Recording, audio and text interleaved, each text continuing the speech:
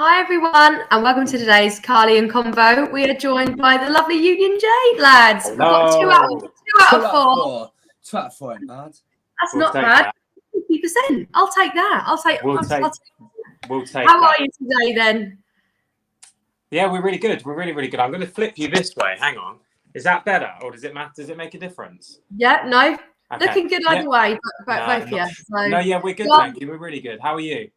I'm all good, and we've got some exciting news to celebrate. I mean, you're back together.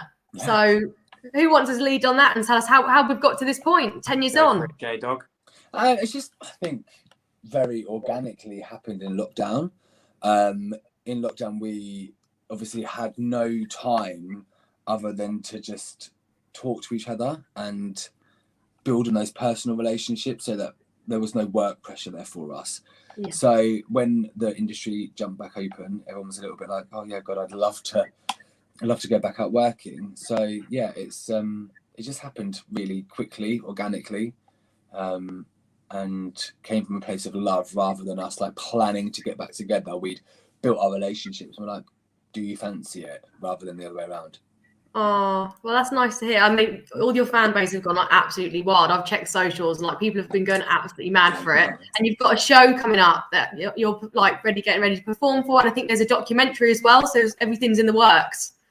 Yeah, it's really exciting. So we've got the Palladium on the 28th of May, which is an incredible venue in London, obviously. And we've got that to look forward to. We've got 2 weeks of rehearsals just before it. We're filming a documentary on the side, basically talking about our journey in the band, talking about kind of what it's like being in the industry. We're being open and honest with our mental health issues and our struggles over the last few years. And also, you know, what it's like actually being in a band, because it is really challenging. It is fun, don't get me wrong, and it is exciting, but it also is really challenging, and it comes with its difficult things. So it's just an honest and open and very raw documentary that hopefully many people will listen to and watch and actually learn something from, and hopefully help them as well.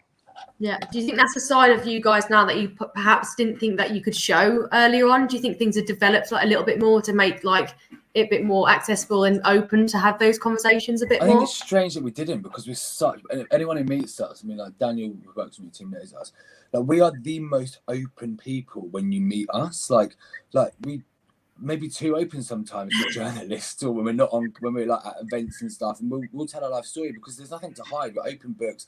We've got great friends and family around us that are very grounded. Our lives are very normal outside of Union J in our real world. Do you know what I mean? And we've got good friends around us. So to be like this closed off project was such a strange thing that I always think like the reason we did well on X Factor is because you could tell that we were just 4 idiots that had a love for music, said the wrong thing, but that's what people like, because we were funny and we had a good time and we weren't affected by being media trained. And then we became really media trained, and that's when I think it lost all the soul and passion. So this time out, like we're documenting what we're doing for ourselves at the minute with the view to hopefully get it out as a documentary, is been interesting to learn a lot about the industry and revisit those things and why these things happened and why we were conditioned, and was it someone's fault, was it fault of a system? All of these things is like it's been a journey for us as well, that I think you don't have to be, look, we're not complaining, like Josh said, we're very lucky, very privileged to have the life we had, but with that comes relative problems in your own life. Everyone's problems are relative in the world. You can be, I can't equate my problems to someone that has got major issues in their life, but they're relative to me. So us to go and search out those things and actually give ourselves the ownership to be like, yeah, okay, it's okay to have those feelings of depression and sadness and the embarrassment I think we all felt. I felt of being depressed and sad when things come to an end, because I was like, people are really broke out there and dying, and I've not lost anyone in my life, and world hunger, all of those things that you're like are big problems. I felt embarrassed to say that, look, I'm struggling with the fact that I no longer get to make music for a job. But that was my life. That was my life. So to be in an open, safe space now that I feel like the world is a nice place to be in. I think everyone, even your fans, will just definitely appreciate you being even more open, because they maybe didn't get the full story maybe at the time. So now they will. So that's nice that you've all come together. I know after you said you've been open, I think Jamie, it might have been you said before that at some point, I think maybe all of you were suffering from like mental health issues. How, when you think obviously from the outside point of view, as you said, like 4 young lads living the dream from the outside world, doing the career what they love, how does it get to that point? Is that like media pressures? Is it like management pressures? Is it just like a bubbling pot of like everything? I think it's a bit of everything.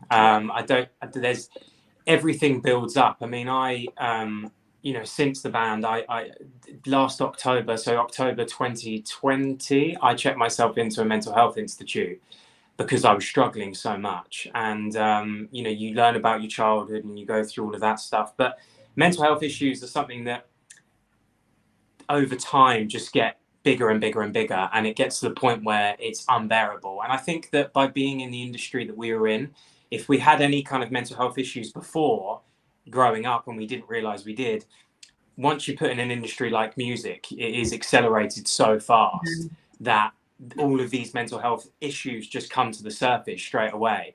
But it's nice because, like you said earlier, now we are open and honest with that. And hopefully our fans and people that follow us will also take some comfort in knowing that they're not alone, that you can look at us and say, oh, look at those boys, they've got a perfect life. They get to sing for a living. How amazing. But actually, it doesn't necessarily mean that we don't struggle, if that makes sense. It doesn't mean that we have this perfect life. We really don't.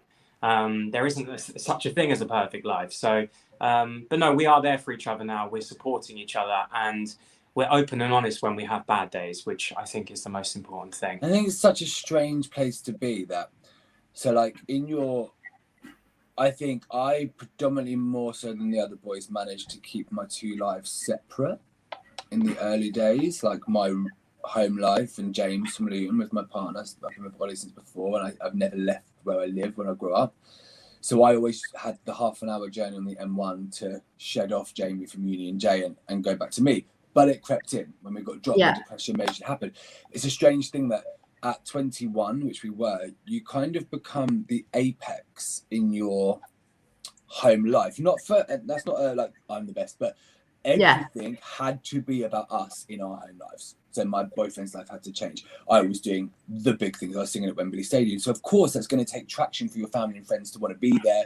So everything revolved around my diary, to birthdays, family's birthdays. So you kind of become this. I was financially stable at 21. I didn't need my parents' advice. I lived in a 5-bedroom house at 24.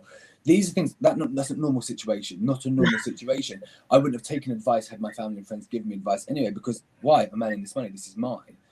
So you don't have that safe space, which you should have, which is your family and friends and close people, because in your head, you don't need their advice. But then where you're working in the industry, you're a small fish, and big people aren't giving you the advice. So you're actually getting no advice from anywhere because you feel like your problems are too big for the people that couldn't understand in your real life, but they're too small to the people that do matter. So you kind of get in this weird no man's land where you don't deal with anything and you don't talk about it and you don't get the help needed.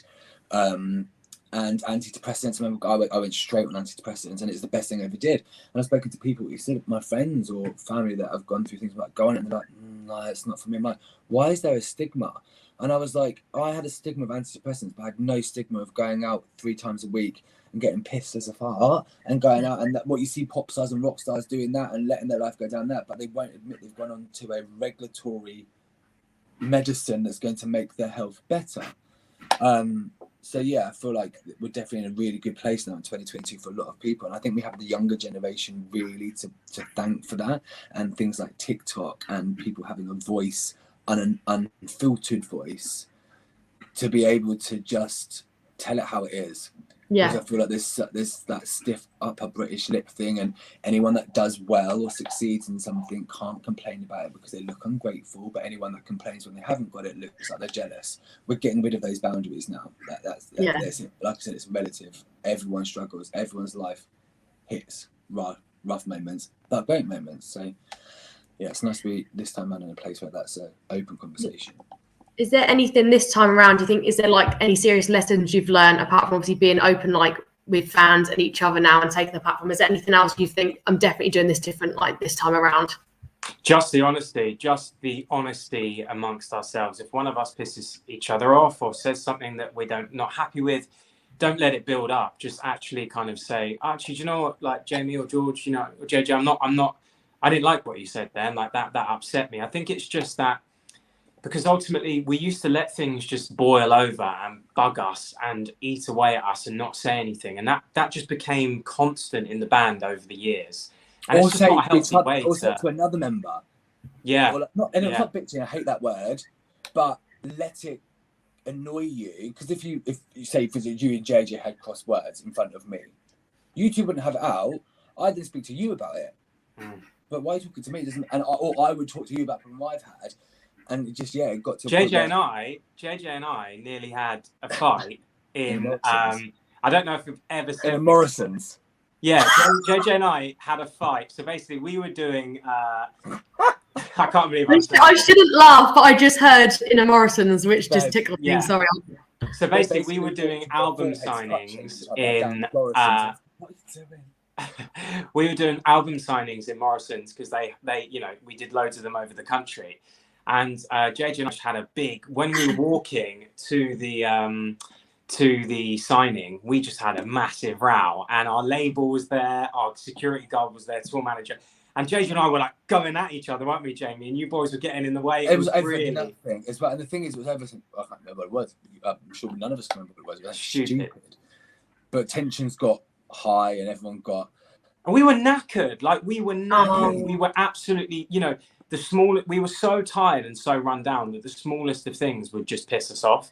And I think it got to the point where it just boiled over a bit, and JJ and I had an argy-bargy. And then we became the problem. Everyone was like, oh my God, they're an issue. They're a diva. And I'm like, look, we've signed up for this job. Like, I'm ecstatic. I always wanted to be a pop star. We've got our job.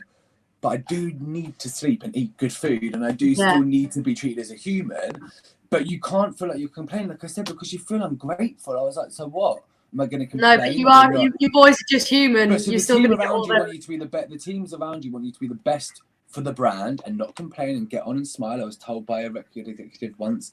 I've told two people in my life to keep their mouths shut and smile. One was Cheryl Cole, one was Lee from Blue. Look whose career did well because they told that's not conversations to be had with people. Like, so you get into a point where you're like, just shut up and do it. Shut up and get on with it. That it builds up, and then you blow. And then you become a problem, and then you're angry, and then you don't want. And it's like that's not who I am at all. I'm a Pisces. Like, it's my birthday tomorrow. I'm a Pisces. Same. My fiance Ollie goes, "You are the biggest Pisces. You are just a fish that is so easy to go in the flow." But you're getting into situations where you're kicking off about like what sandwiches were there because your sandwich hasn't been given to you correctly. That's not that's divish, but it's because it's the only thing you have control on. Yeah. It's that little twiglet that snaps, and I can care less what sandwich it is, but it is the one thing that's made me lose my temper. Yeah. And no one at the time, the adults, as I would say, because we were children, the adults were the people in charge of our well-being. Most of the time, weren't really there to go. But why are they acting like this? Okay, so they're acting like an idiot. I understand that. But why are they? Can we get to the root of why someone's acted like that, and can we fix that rather than just vilifying you? Because then that makes you more angry. And it's like with anyone, or like if one of our team didn't turn up or didn't do their job properly, well, we never thought, well, maybe because they're tired and they're working hard as well. There was never that. Honest. There was never that human. There was never that human element where we are just everyone on this machine is just a human at the end of the day, and they're just our poor tour manager Ben. Yeah.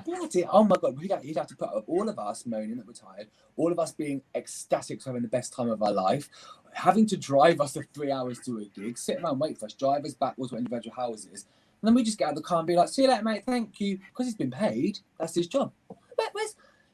Where's the humanity? There's no humanity in the music industry. That do you need to come in for a cup of tea, or do you need some caffeine, or do you need the toilet, or do you need to crash on my sofa because it's not safe for you to drive home?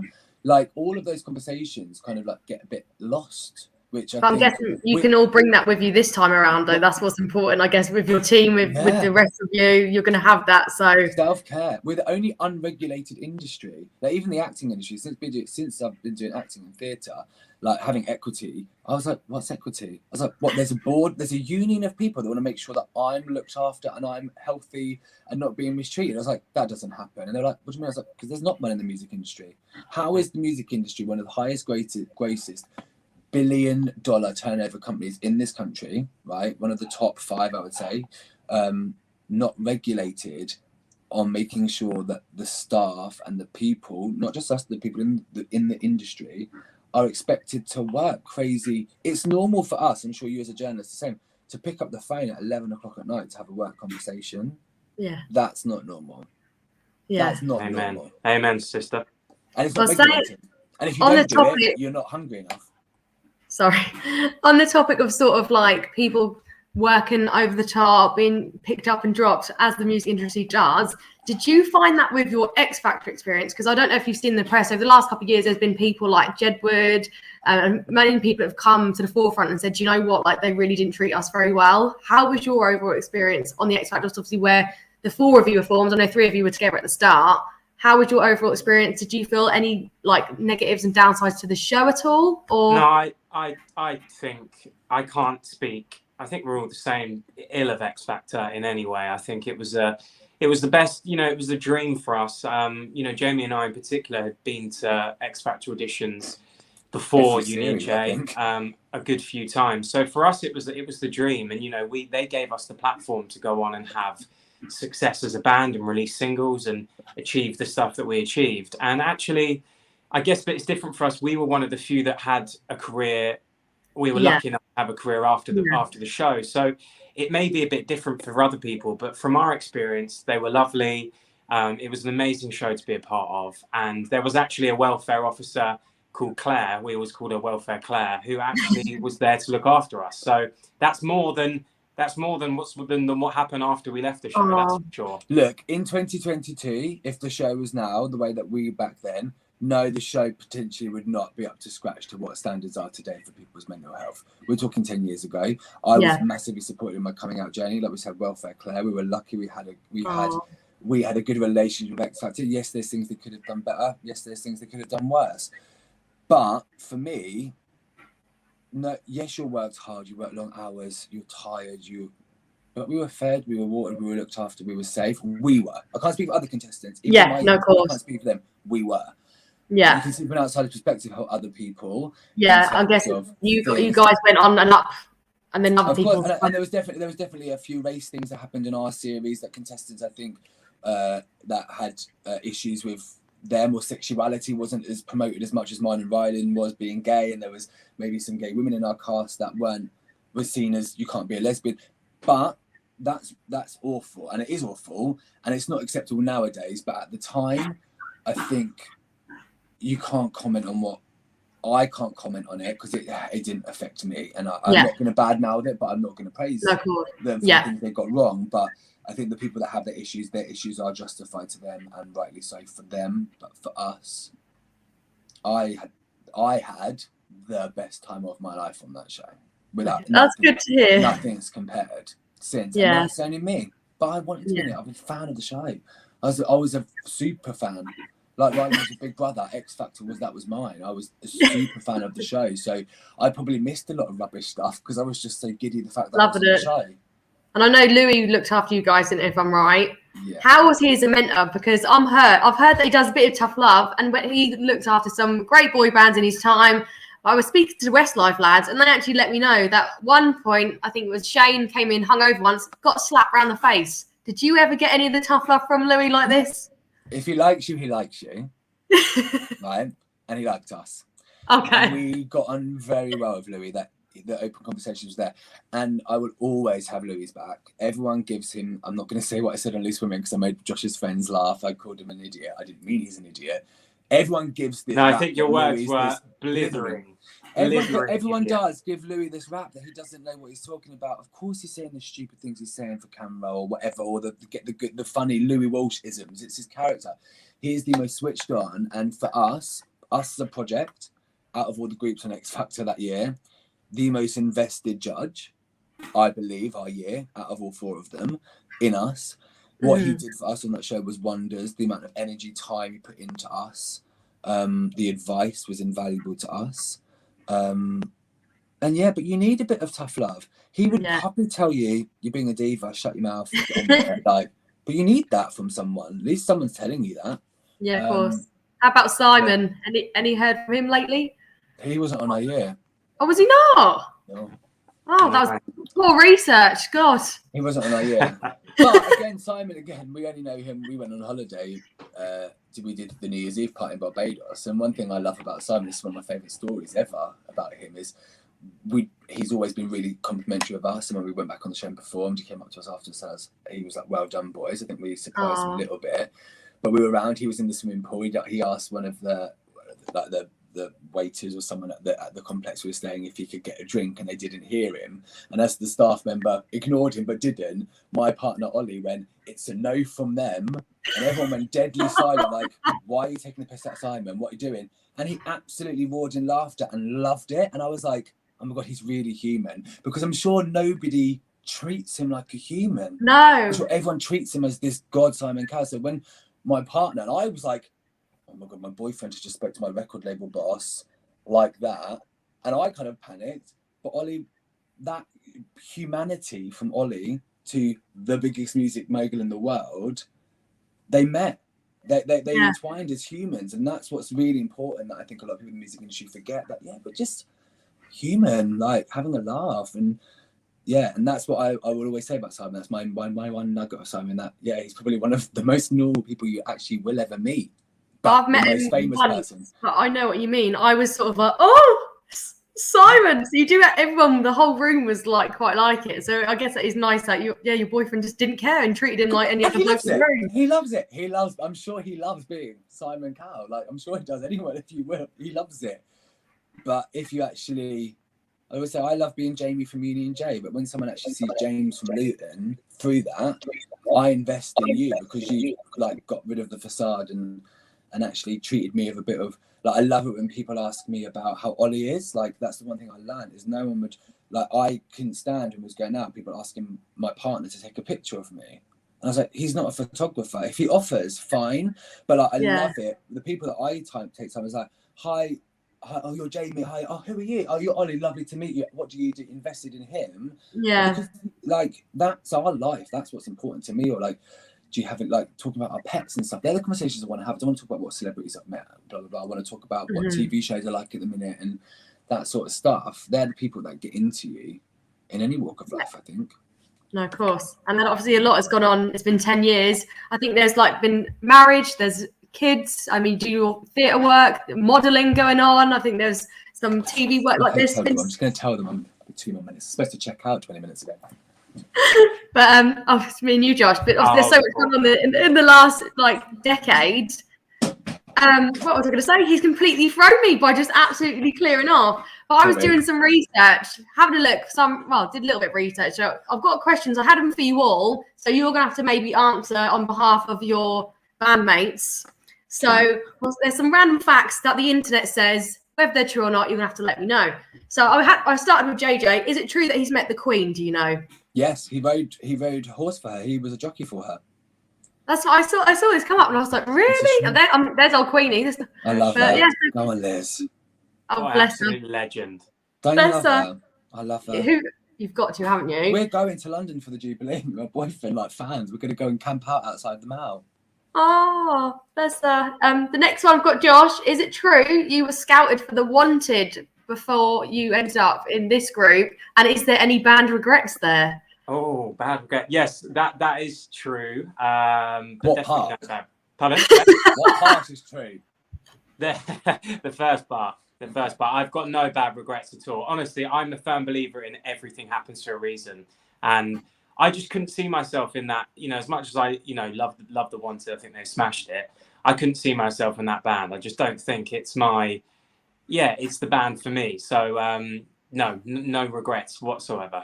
Oh, you found your squad, so I think we're all right, aren't we? I did have one for George. Now, if no one's comfortable answering this, but if you know anything about this in George's opinion, then feel free to speak. But is it true that George felt like he couldn't come out publicly in his earlier days because he thought it was going to jeopardise his career? Yeah, I'll speak on that, and that is definitely true. He was told, "There's you're not gay, are you? Because that would make you union gay." He just said this earlier. We was talking about stuff. Yeah, there was a lot of pressure on George to not be gay because he was seen as the Harry Styles, he one of the band, and why does that make him not like don't come out because it make you less desirable and we need you to be the face of the so that is true, 100% true. That is absolutely vile. Where did that come from? Was that stemming in the X Factor? Was this afterward or no? It was just, I think it was a universal thing. It was it's the whole industry. For management, maybe not management, but people around us. I think it was just a lot of opinions, and I think it then manifested in him not living his truth because he felt the pressure. I don't think the pressure was necessarily fully put on him by everyone, but I think maybe a couple of choice words by certain people resonated as they would with anybody in their journey in life. Oh, that must have been really hard for you guys to know what was going on around and just know that he's felt pressure. I felt guilt. I was really guilty because I was like, look at me living my best life and you're not allowed to. That's rubbish. Bless him. Well, I hope he's happier now. He is. He's in a good place. Yes. Jamie, is it true? Now, the Ox, I've read that you and Josh had a spat after he left the group. I mean, I read him a little bit. Would you not? I was a bit angry. If you left the group, I mean, I don't have my punches for none of them. No, I didn't have a spat. I more so the same thing with George. When George left, I was annoyed that I didn't know your headspace was there because I'm your friend more so than your band member. The business means nothing to me if our friendship doesn't. And I was upset that I was like, I've already felt like when we lost George, we went through that, and I was a little bit like, you could have told me before the fact that you wanted to leave. Not to try and make you stay, but so that I could prepare myself, but also understand why you're hurting. That was my biggest upset. It wasn't a spat, it was just an open conversation. And I think my biggest regret was being advised wrongly by my management at the time to do it a certain way, which always actually genuinely felt a bit uncomfortable to me. However, I was just management at the time and they were very keen for me to deal with it this way. And I kind of just, I guess, just disloyal to the boys and went about it and followed their advice when ultimately it should have been on my terms and done within the boys themselves. But no, there was no spat. It was, yes, we didn't speak for a while, none of us, but but Jamie and I have always stayed very close and always had this kind of the thing with me and Josh is, on paper, me and him should not get on any level. So me and Josh have a massive history. We both went to stage school together. So our history is 14 years. We were 14 when we met. I was slightly older, 16, 14. We are both very much, even though I'm a homosexual, in case you didn't know, those are exclusive, quite alpha characters. Both lead singers, which is quite rare in a boy band. So you could clash, and we did clash a little bit in the early days in X Factor. We were really struggling to find out where we fit with each other, and then we had a really open conversation. We said we are stronger together. We need to get all those bad juju's out of the way. I think I wrote you a letter. Did I write you a letter? I think I wrote you a letter. I had to write you a letter and write everything down that I wanted to say in an email. And he said, I'm putting it behind me because I do love you and I really want to be your friend. And I feel like together we'd be unstoppable. So we had that open conversation very early on. But things happen. And looking back on it now, learning Josh's mental health journey, I had no idea what he was going through at the time. And the same went for George. When George left at the time, I didn't really know what he was going through and how he was advised. But looking back on it, had I been in your position where you were at mentally, I can't say I wouldn't have done it the same way. So I don't judge for what you did. I was just, I missed my friends. That's the fact of it. I missed that relationship that I thought I'd worked hard to keep. I felt like I'd failed on not being a good enough friend for him to come to me and be like, I need to leave. I need to get out of this situation. And I would have gone, I'll support you in it. Let's get our affairs in order. Your health and your life is more important than a couple of records that we've got left in us. I think we longed it out far too much. I think Union J without George longed out far too many years. I think we should have all taken the break at that time to reassess. But should have, would have, could have. We live and we learn. And my next question we kind of just touched upon actually is it true that Josh, you didn't talk to George for six whole years? Is that? Yeah, this is sadly true. Yeah, not anything. It was almost just the elephant in the room, George and I, Jamie, wasn't it? Really, it was like this kind of we were so close during the band, and then a few things happened behind the scenes, and then you weren't. It is you were, then you weren't. And then we That's weren't. the fact of it. And why would you if you're not working together, and you had a fallout? And you don't have to be in the same room. It's not like you had the fallout and we still agree, but you'd have to have seen each other every day and I'd have made you talk. George had left. You didn't see each other. We do have separate lives outside the band. We all have, like you said, boyfriends, partners, relationships, live in our hometowns.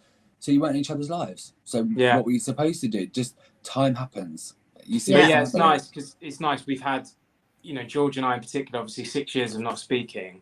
And now seeing each other a lot and being with each other a lot, it is lovely. And we have got an amazing relationship again. And it's like the old days again. And I think actually George and I needed those 6 years apart to really realise how much we valued our friendship and our relationship. So there's no bad blood at all anymore. And, we're men now and, we're older and we're hopefully more mature. So, Untrue. But that's the thing. Older and wiser. We'll go with that. Talking about bad blood, I don't know if there is any, but you did have Casey join you for a little while. Yeah. Did he not get the call, I'm guessing, this time around? Well, no. I mean, there's no bad blood there. I think that I love Casey. Like I do generally. I really got on with Casey. I think we were very similar people from where we come from. I don't think he would have. His life's different. He's got the kids now. Him and Marley doing great what they're doing.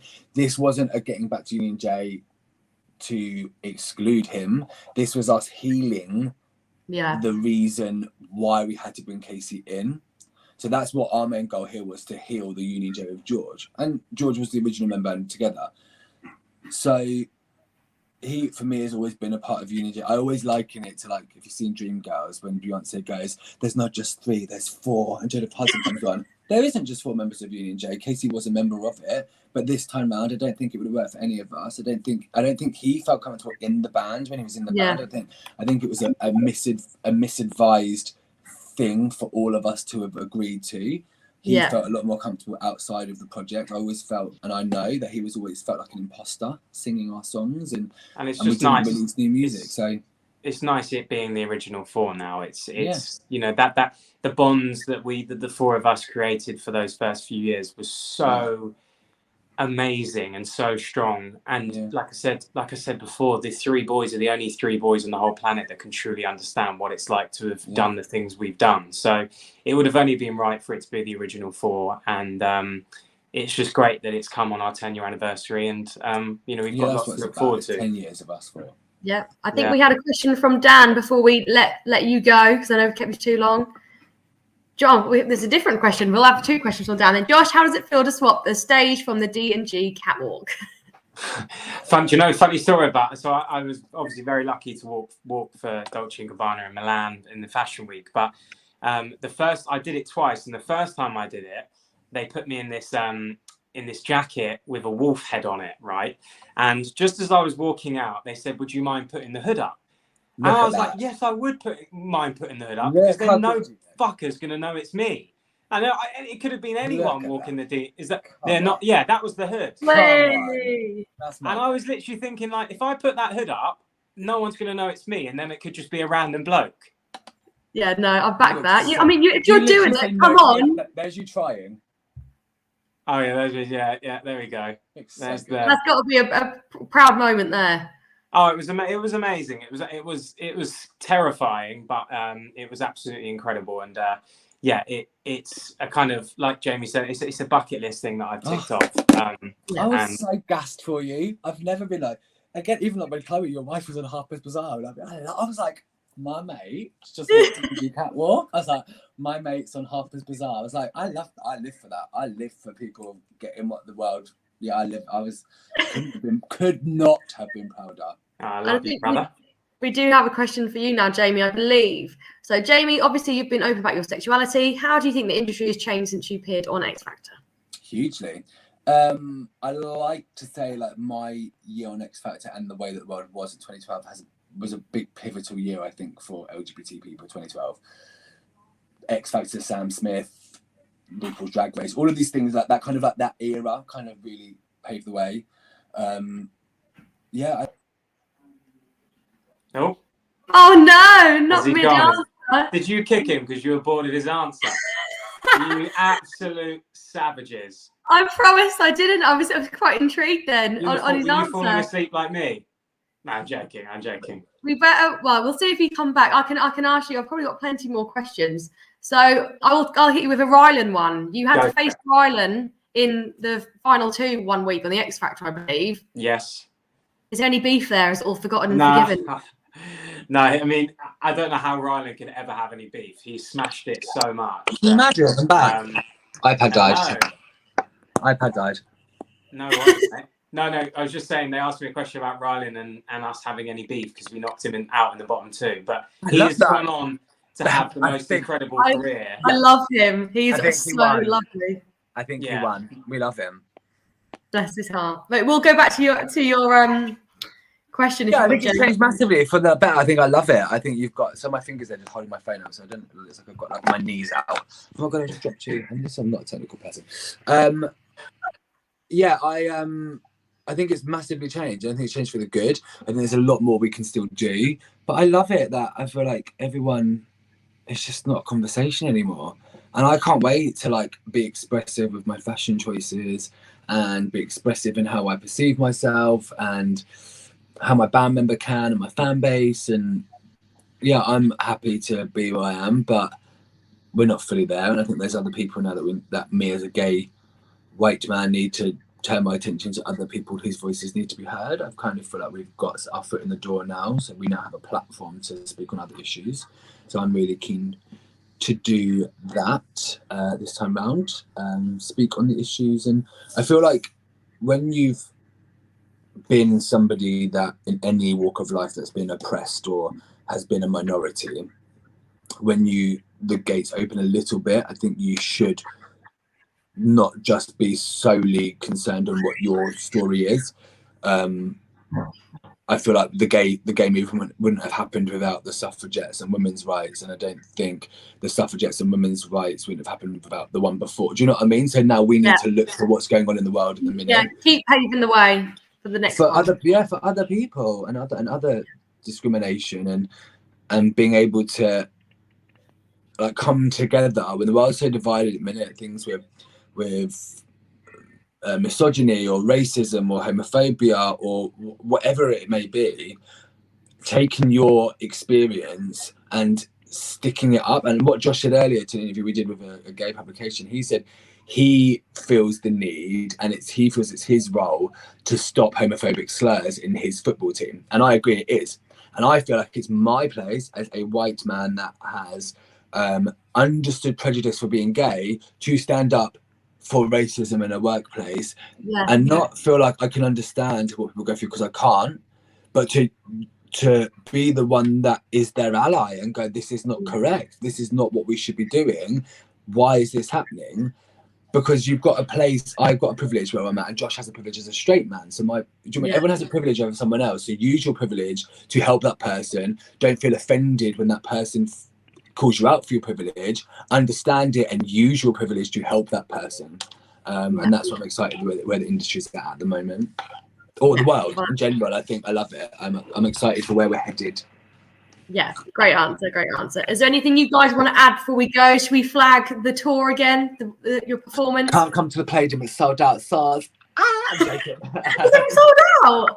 Yeah, I think there's a couple of back row tickets left. But yeah, I just wanted to say thank you to you guys, to the fans, anyone that's let us come back this time round, the industry as well for being welcoming to us. It really means the world to us. And yeah, thanks for giving us a shot again to make right some wrongs and have fun again. That's all. It's really exciting. It's exciting to be back, and it's exciting to do it on our terms. And yeah, we've never been hungrier, never been happier, never been more kind of excited for the future as Uni and Jay. So it's really exciting. I'm excited for you. When's new music coming?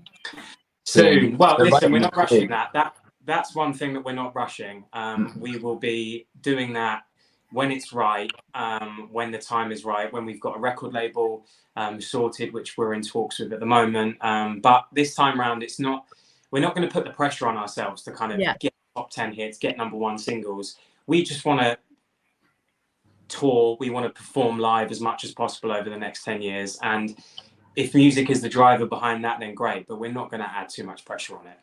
I feels like you've got JLS come back. The one is come back. It's a whole era. I'm ready. It's 2012 again. It's literally exactly. Woken Up in 2012. I love it. You've got enough bangers to see you for a while, so I think you're going to be fine. Happy days. We're good. But brilliant, honestly, lads. Thanks so much for chatting. It's been an absolute pleasure. Best of luck with the performance and everything in the dark. Thank you so much. Thanks for having us, and thank you for your support as a publication. Thank you very much. All the best. See you soon. Bye, guys. Bye, Jamie.